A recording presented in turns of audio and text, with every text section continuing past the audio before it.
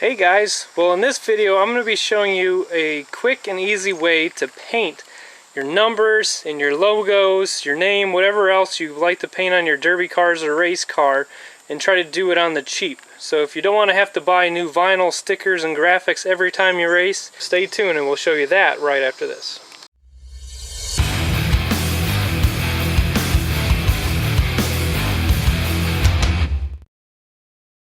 Hey guys, Alex here from All For Him Racing, and today I'm going to be showing you how to put your numbers, your logos, sponsorships, things you're probably going to have to paint or put on your car multiple times or maybe even multiple cars, and how to do that on a budget. A lot of guys are going with the vinyl wraps now, or vinyl numbers and sponsorship stickers, and if you're just going to run a car once, you know, that's an okay solution. But if you're going to constantly have to keep redoing it, like for example this figure 8 car we have here, this whole door panel was repainted. I had repainted it right before the last race, and you can see it's gotten torn up, scraped up, hit, dented, you name it. I'm gonna have to go and repaint this thing again, and that's just after one race. So obviously to go in and try to touch all the white up individually with a paintbrush, and then to spray paint the black door, that just takes time. So what I'm going to show you how to do is actually make a stencil for this. And that's how we like to do it and save ourselves a lot of time. Let's take for example this 4. That was painted with a stencil, and so was the All For Him Racing. These were both done with stencils. I actually have the 4 stencil sitting over here on the hood, so let's just go check it out. You can see it's just started as a big sheet of paper. We traced the image of the 4 on it, actually using a projector, and then we cut it out. And then here we are with a big giant stencil. If you guys remember back in your, crafting or elementary school days when you had to trace like the alphabet using a stencil, that's exactly what we're essentially doing here. Only instead of tracing, we spray paint it.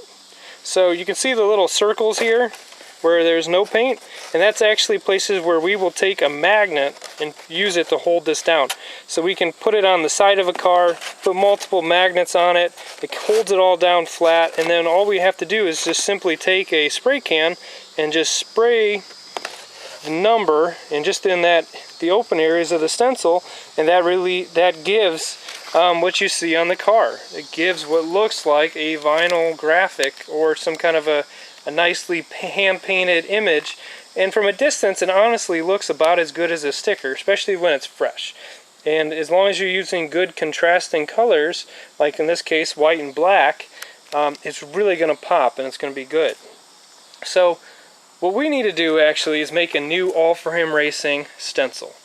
That one became really fragile, it's just kind of falling apart, and so we need to make a new one. So what I'm going to do here for the sake of this video is I'm going to show you how we actually go about making a stencil. It's not too bad. It's kind of like some of the other projects we've done around the shop.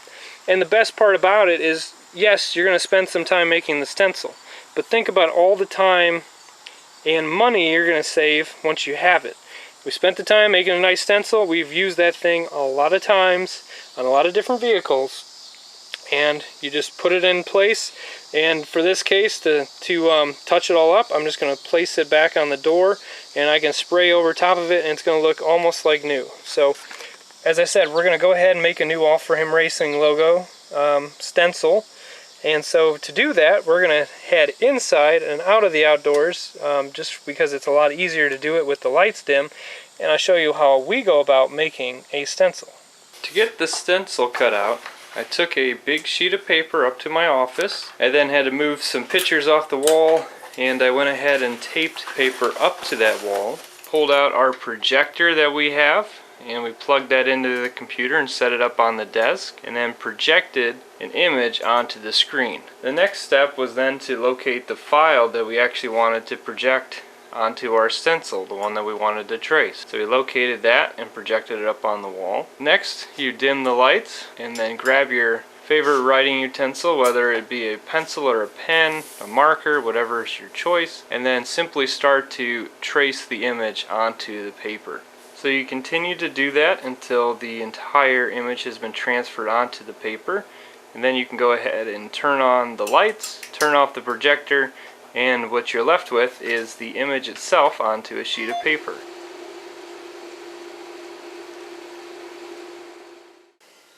Alright, so now we just got to find a nice big surface to work on. So in this case I selected our dining room table. And you're going to need just a sheet of cardboard or a foam core board, something like that. An X-Acto knife kit, or just an X-Acto knife itself. I just grabbed the whole kit. And then we're going to just simply take our image and lay it on top of the cardboard, and we're going to cut out each one of these letters. So the reason we have the cardboard is just because the knife blade is going to cut through the paper, and you want it to have something, a sacrificial material of some kind that it can cut into. So we're going to simply just go around and cut all these letters out using the X-Acto knife. Now one thing to keep in mind is things like the center of this A and our cross that's in the center of our 4. See, those are actually inside the part. And so if we cut out the A, well, this piece is no longer attached to the background. So what we're going to need to do is make sure to leave a little bit of material on these edges that kind of tie this all together. You'll see how that works here in just a moment.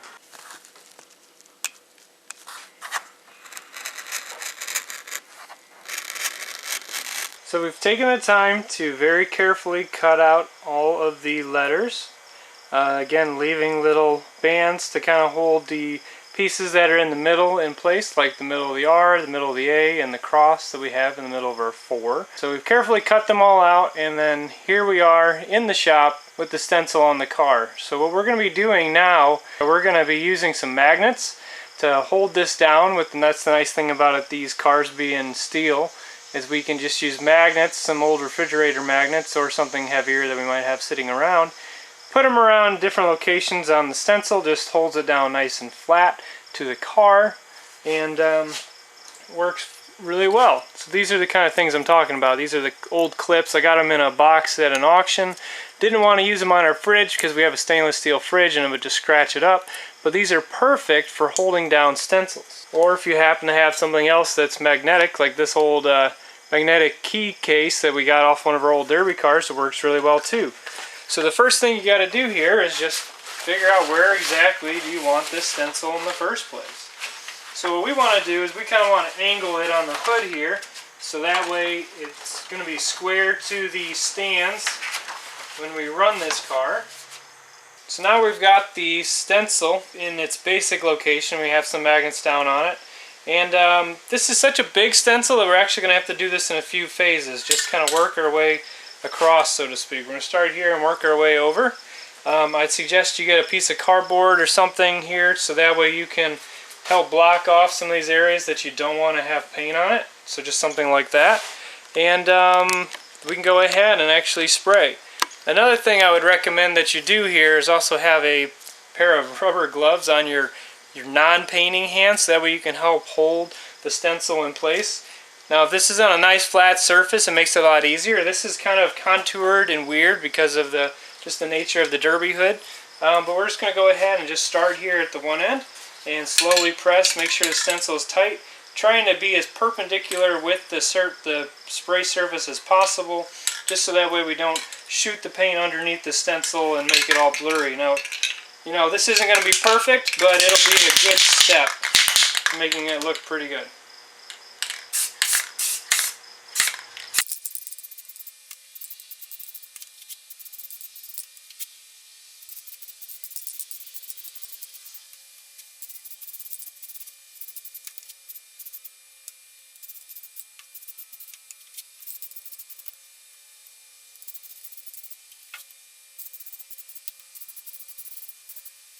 Alright, so now that we've done that, we can go ahead and actually move a couple of these magnets over to the area that we haven't painted yet, because now we need to make sure that these surfaces are also as good and flat as what they were over here.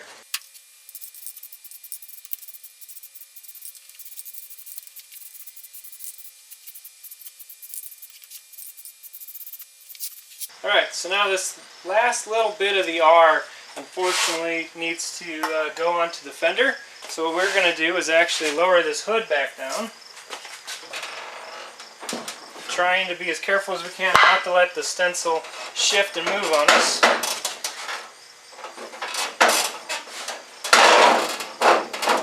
As much as possible. Okay, that looks pretty good. So now we can just use our hands to get the appropriate shape we need, or we can use magnets if need be. Let's go ahead and pull the magnets off. Again, try to keep this stencil in place as best you can, because if it moves, it's going to smear the paint. Okay, and then slowly work your way from the sides or one side to the other and pull off your stencil.